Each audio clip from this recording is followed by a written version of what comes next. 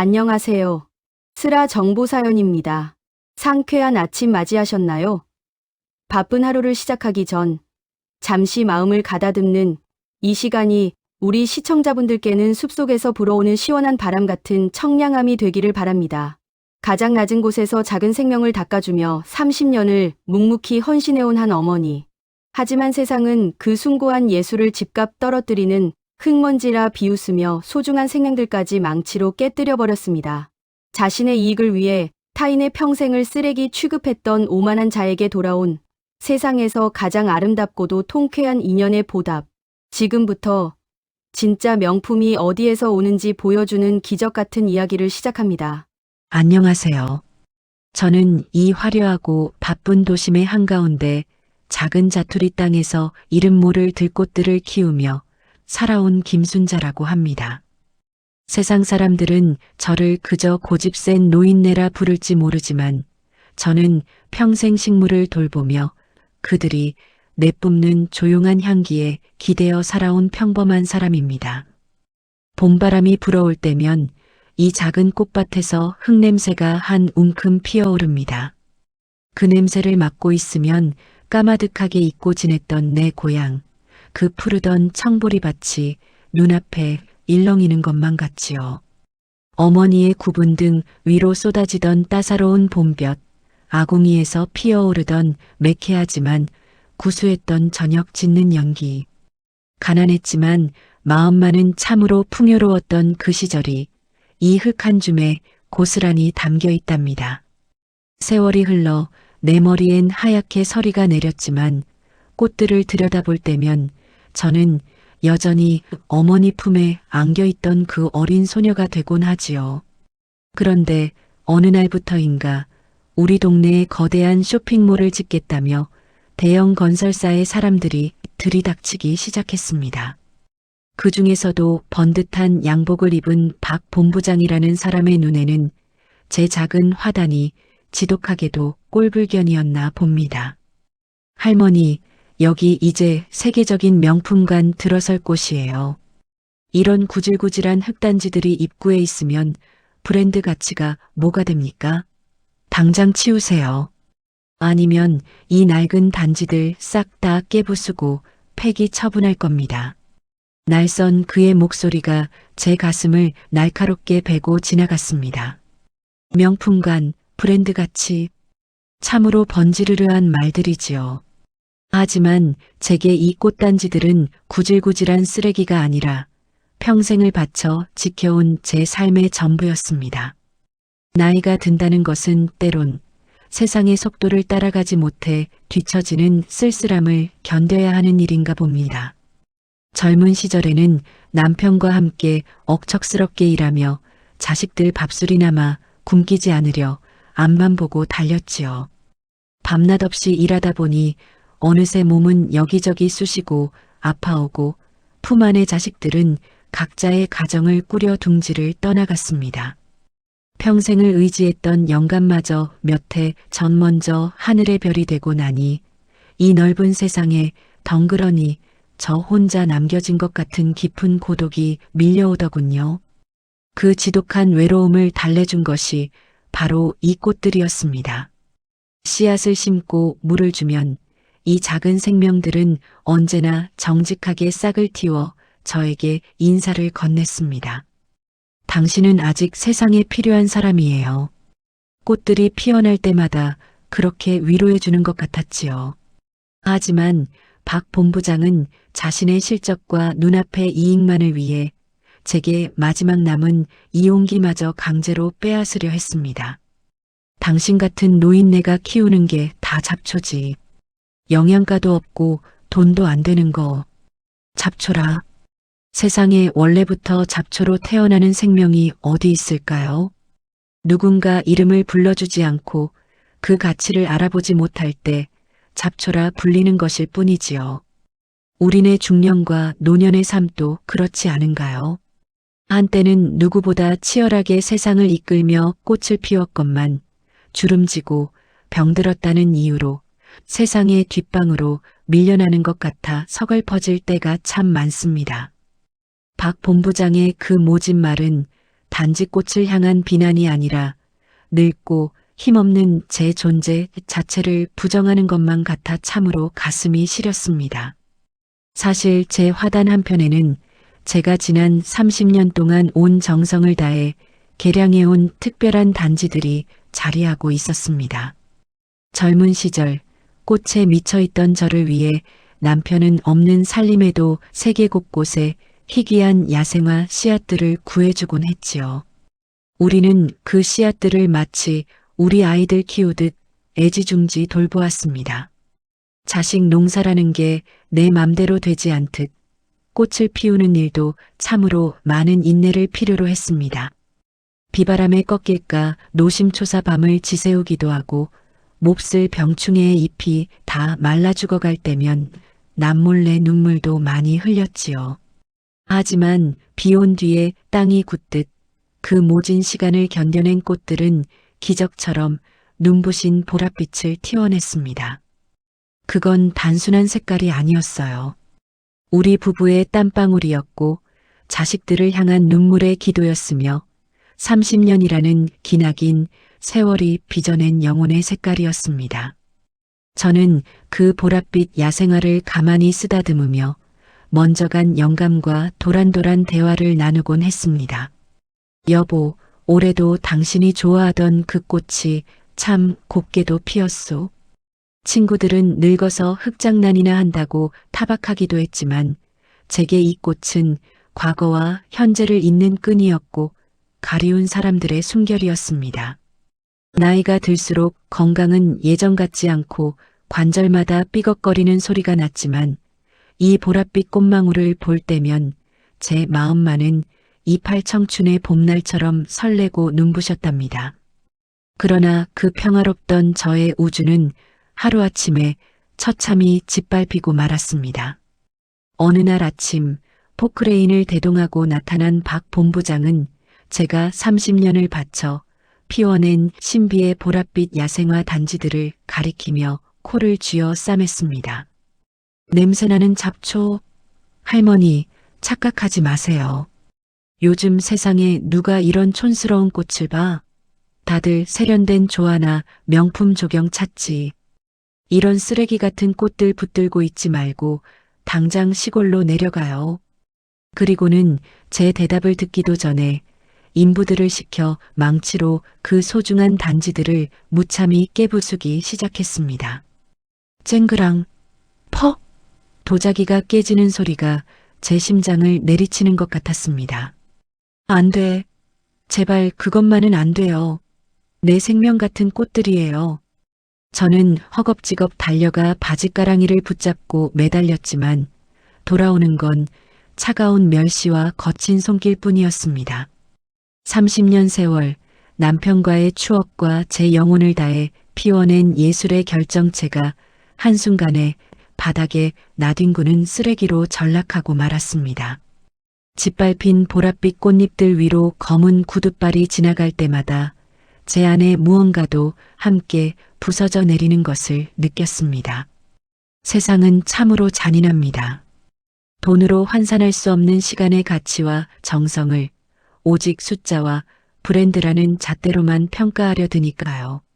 눈앞에 화려한 것만을 좇느라 그 이면에 담긴 묵직한 삶의 철학과 눈물은 아예 보려 하지 않는 세상의 인심이 야속하고 무서웠습니다. 사람들이 모두 떠나고 흙먼지만 가라앉은 차가운 바닥에 저는 털썩 주저앉고 말았습니다. 갈라진 손가락으로 산산조각난 단지의 파편을 줍고 짓밟혀 형체를 알아볼 수 없는 보랏빛 꽃잎들을 조심스레 주워 모았습니다. 눈물이 말라버린 줄 알았는데 가슴 깊은 곳에서부터 뜨거운 오열이 터져 나왔습니다. 미안하다. 내가 힘이 없어서, 늙고 보잘것없어서 너희들을 지켜주지 못했구나. 그것은 단순히 꽃을 잃은 슬픔이 아니었습니다.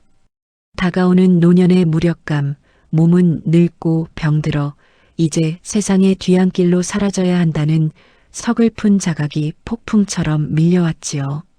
젊은 시절 억척스럽게 살아온 내 삶의 궤적마저 적게진 화분처럼 아무런 쓸모없는 것으로 부정당한 것 같은 지독한 허무함이 저를 덮쳤습니다. 하지만 그 차가운 바닥에서 흙을 긁어 모으며 저는 문득 비우는 삶에 대해 생각했습니다. 어쩌면 나이가 든다는 것은 이렇게 하나둘 내 손에 쥐었던 것들을 강제로라도 놓아버리는 연습을 하는 과정인지도 모르겠다고요. 자식도 젊음도 영감도 떠나보냈듯 이 꽃에 대한 집착마저도 훌훌 털어버려야 할 때가 온 것은 아닐까? 상처받은 마음을 억누르며 저는 그렇게 인생의 황혼역에서 가장 아픈 이별을 준비하고 있었습니다. 며칠 후 늘 공사 소음으로 시끄럽던 현장이 유난히 부산스러워졌습니다.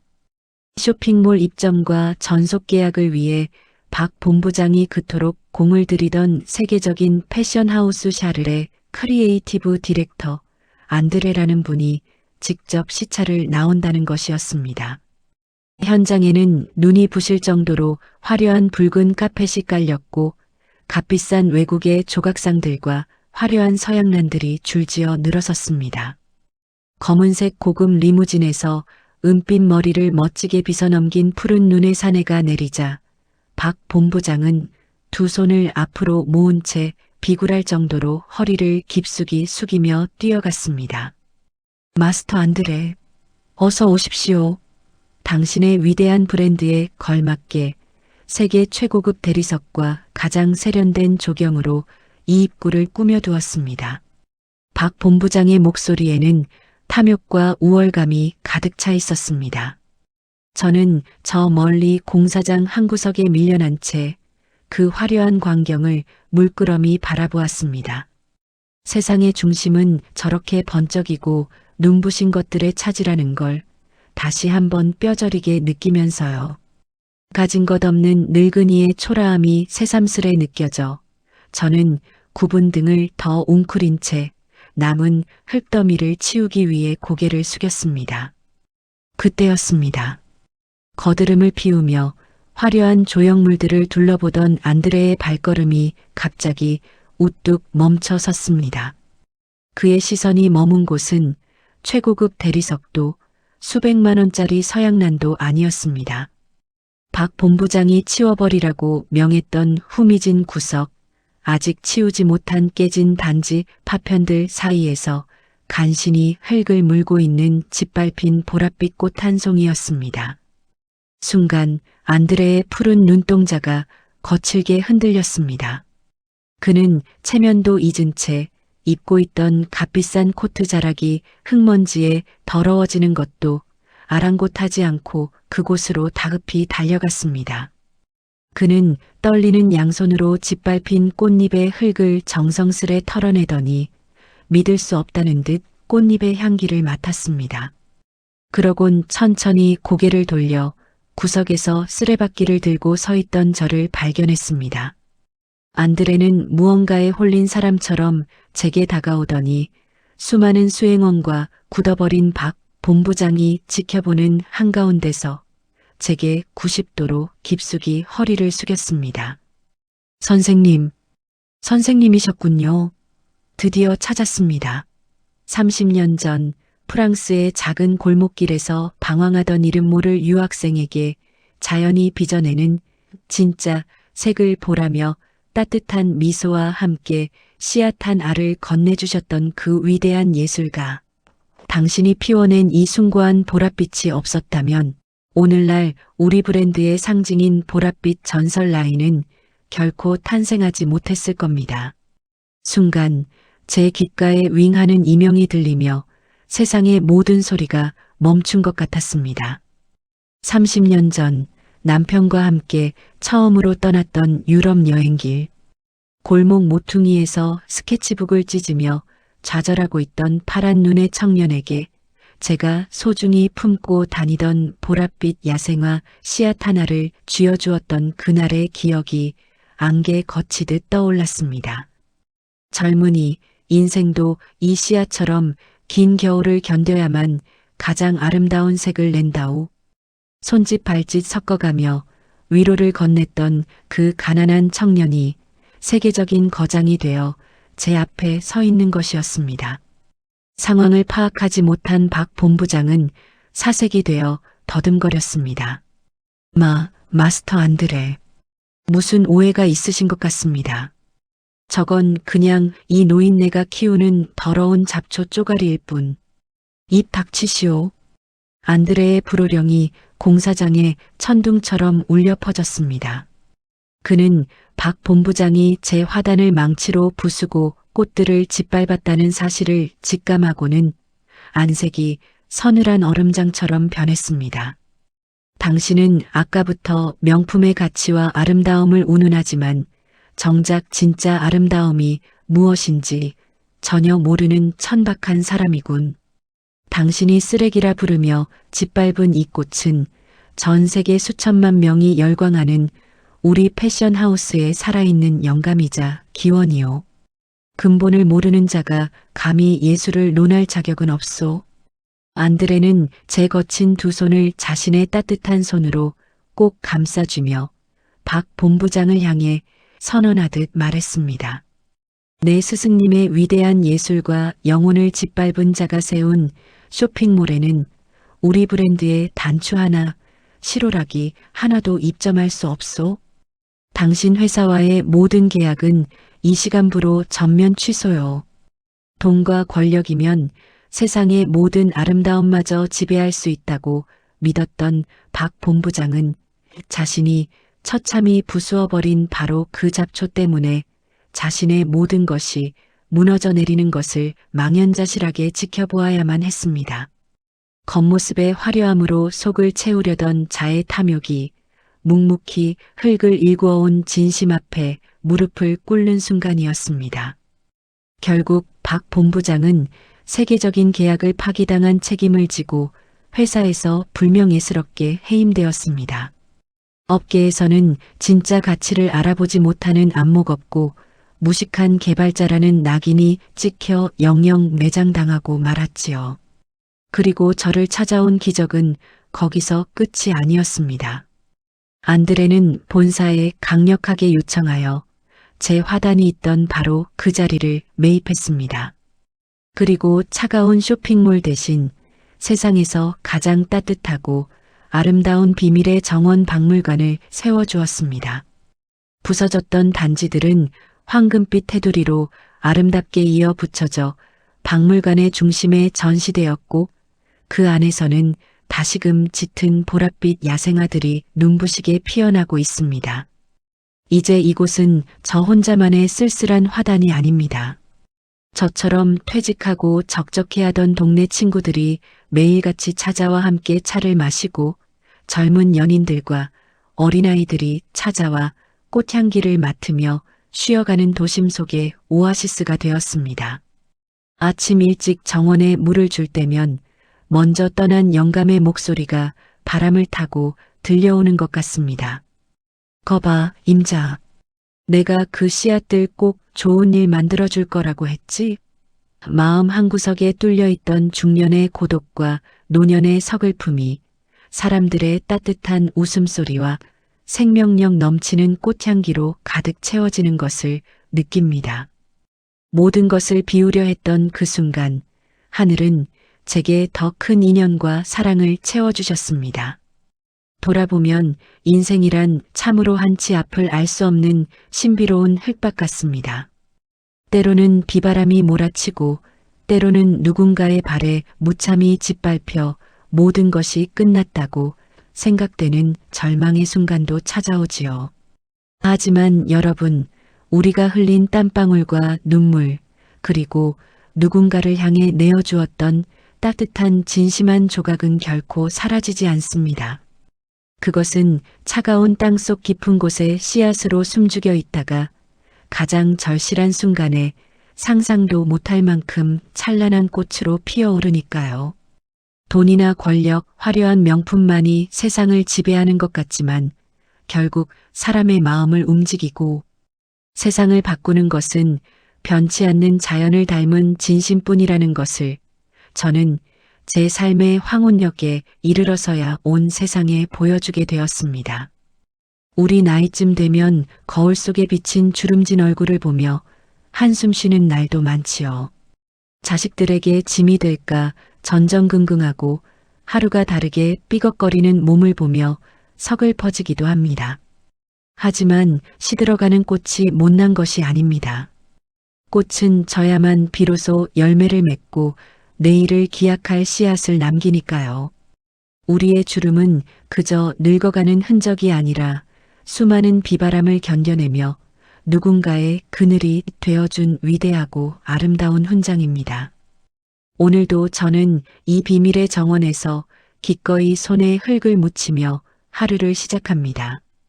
낡고 깨진 단지 안에서 다시 피어난 이 보랏빛 꽃들처럼 당신의 남은 인생에도 아직 피어나지 않은 눈부신 봄날이 기다리고 있다는 걸 잊지 마세요. 부디 스스로를 잡초라 여기며 작아지지 마시기를.